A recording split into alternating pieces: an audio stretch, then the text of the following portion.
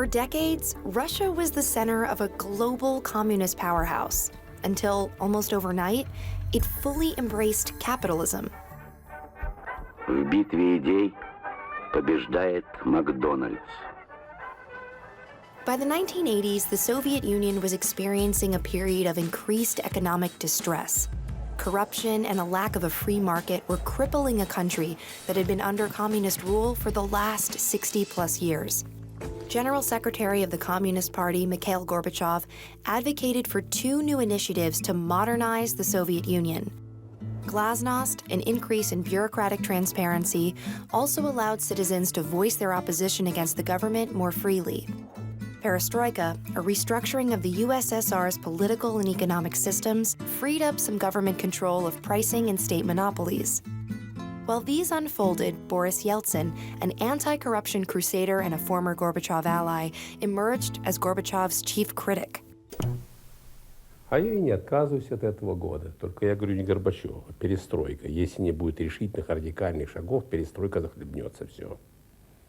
Я об этом говорил. Ну, а вместе с перестройкой и Горбачев, да.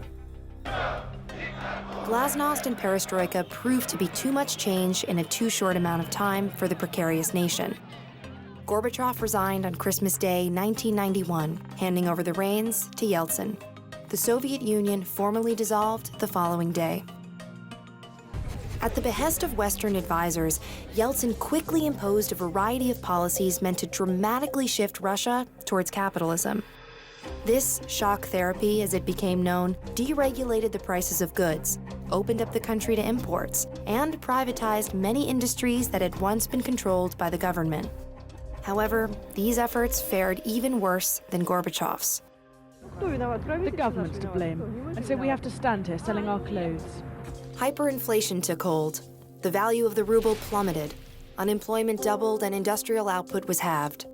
But it was the hasty privatization of formerly state-held corporations that had the longest-lasting negative consequences. The government offered the public vouchers to buy shares in these companies, but they were mostly snatched up by wealthy Russians with mountains of cash. This gave rise to a new oligarchy, a handful of tycoons that controlled Russia's most important industries and a large portion of its wealth. The seven most powerful of these oligarchs became known as the Semi-Bankershina, or Seven Bankers. They claimed to have direct influence over the highest levels of politics, including Yeltsin himself, while also controlling the majority of Russia's banks, oil, gas, mining, and media operations. Corruption and organized crime were allowed to proliferate, and Yeltsin's tenure was riddled with the very problems he had promised to remove.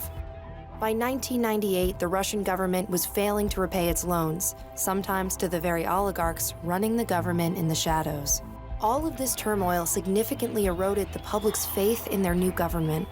The Russian people yearned for a strong leader to take them into the 21st century. Now Boris Yeltsin has succeeded in making history yet again, by being the first ever Russian leader to step down voluntarily, rather than die or be forcibly removed from office. When he resigned on New Year's Eve 1999, Boris Yeltsin named his prime minister, Vladimir Putin, as acting president. Putin has been Russia's leader ever since, through 4 presidential terms with a return to the office of prime minister in between. At first, Putin instituted liberal policies that pushed the country even further towards free market capitalism. He built up Russia's cash and gold reserves, introduced a flat-rate income tax, lowered business taxes, and reduced regulation. The life of the average Russian finally began to improve, and Russia's GDP reversed its downward trend. But Putin's free market wasn't truly free. It was a hybrid approach that combined the Soviet-era idea of state-owned corporations with the oligarchy that took shape under Yeltsin, what many called CRONY capitalism. The Russian government began to retake control in industries it had privatized less than 15 years earlier: energy, media, banking, aviation, and construction, among others. Putin pushed out many of the oligarchs that had prospered under Yeltsin, handing control of these new, partially state-controlled corporations to a new generation of oligarchs, his own inner circle of former KGB officials and political boosters who helped Putin's rise to power. He allowed these oligarchs to thrive under a grand bargain of sorts. The oligarchs could retain their wealth as long as they supported Putin's increasingly authoritarian grip over the Russian government. A few oligarchs have fallen out of favor with Putin, forcing them to flee into exile and resulting in several suspicious deaths.